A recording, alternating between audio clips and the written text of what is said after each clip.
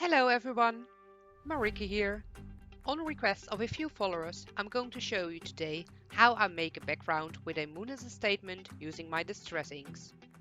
As it is my first voiceover YouTube tutorial, bear with me on my journey. Today I'm going to make a card featuring the magical friend stamp by My Favorite Things. I cut a piece of smooth white cardstock measuring size 11 by 28 centimeters, which I scored at 14 using my bone folder. I take the base of my card and decide how big my distress ink panel is going to be. I'm using some masking paper by Inkado and cut down a piece 12 by 10 centimeters. When I started, I had a small error. I wanted to make a one-layer background, so after cutting the masking paper, I took a different kind of masking tape to mask the rectangle on the base card. After that, I figured out that I could not use this paper for such heavy ink blending. Because I made this small mistake, you see me measuring my card base and the masking paper a few times. I totally forgot what size of panel I wanted to make. After figuring out the right size, I cut a panel of white 200 grams regular office papers. It will do the trick for my ink blending. It is however not made to absorb a lot of water, so know that when using this kind of paper. Using a circle die and the stamp, I decided I wanted the moon to be in the middle of my card. Measuring the middle of the masking paper, I adhered the die onto my masking paper using some removable tape. The die is a regular circle die by Sizzix.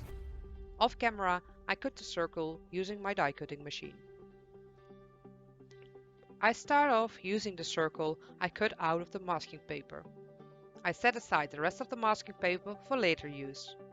I peel off the back of the circle and adhere it on the middle of my stamping paper. It is now time to start the ink blending.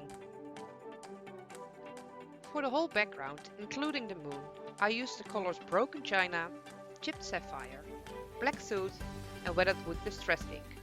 First off, I take out my Broken China and put down a layer on the whole paper. Use a rich layer of it and don't try to be cheap while using these inks, they'll help you get the best result.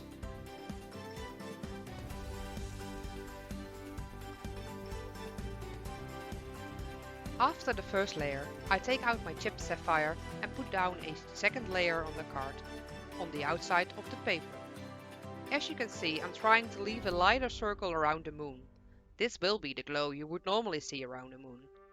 After my layer of chipped sapphire, I went back in with my Broken China to blend it out, and back again with my chipped sapphire.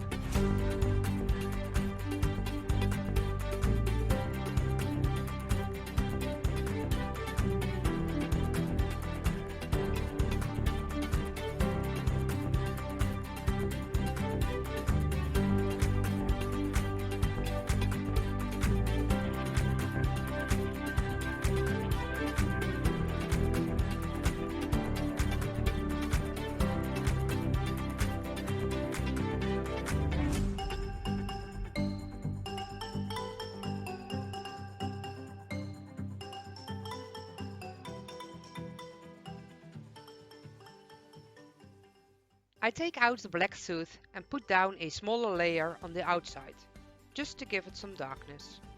My tip here is to hold up the blending tool a bit where you touch the paper, so it leaves a light coat of ink on the inside of the layer.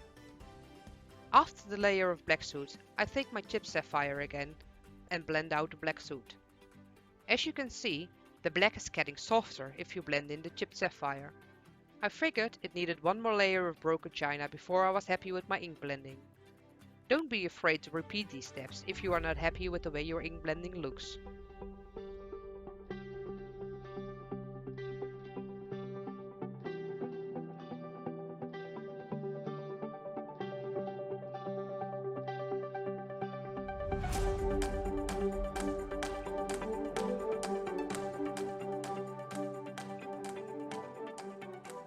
The ink blending of the sky is now done, and I clean up my glass mat using some baby wipes and paper towel. After I cleaned up, I sprayed some water on my background using the Tim Holtz Distress Sprayer. Not sure if the spray is supposed to make small and big splatters at the same time, but mine does. I'm happy that it does though, as that is actually how I wanted it to work for my ink blended backgrounds. I dab off the remaining water using a paper towel. I think this is the part where most people are interested in. For my stars, I use a white acrylic paint marker by Molotow. Shake the marker and pump up the paint in the marker on my glass mat. Before using it on my background, I tap off some of the paint on my glass mat using some wire cutters. You could use your scissors if you want to. When I get a small splatters of paint, I move on to my background and tap the paint on the background until I'm happy with the end result. After I was happy with the background, I removed the masking paper circle and adhered the opposite part of the masking paper on the background. I get out my weathered wood and put on a light layer on the outside of the circle. You rather want to be light-handed here, because if it is too dark, you cannot remove it anymore. On one side of the circle, you bring in the weathered wood until 1/3 of the circle is filled with a thin layer.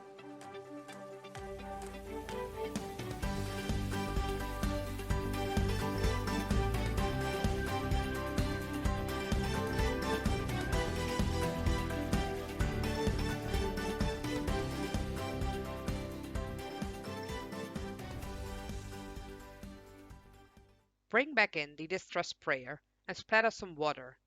Dab off the remaining water with a paper towel. Add a extra layer of weathered wood just to give it some extra dimension. Same as for the background, play with your distress inks until you are happy with your moon. I removed the masking paper and look, my background is all set to go. As you could see in the beginning of my tutorial, I made the stamping paper a bit bigger than the actual card base. I do this for a reason. You are now able to cut off a small strip of paper so you cannot see where you started the ink blending on the paper, if that is what bothers you. It does bother me, so I trim those off and give it a small touch with my black soot. I adhere the background on my base card and trim off the sides. To remove the white on the sides of my base card, I will come back in with my black soot. The last step is to remove my pencil marks and the base of my card is all done.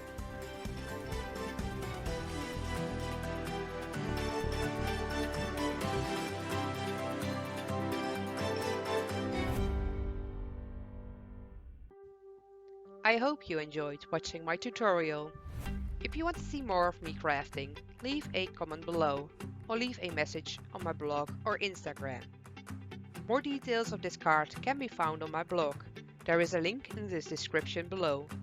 Thanks for watching and I hope to see you next time. Bye bye!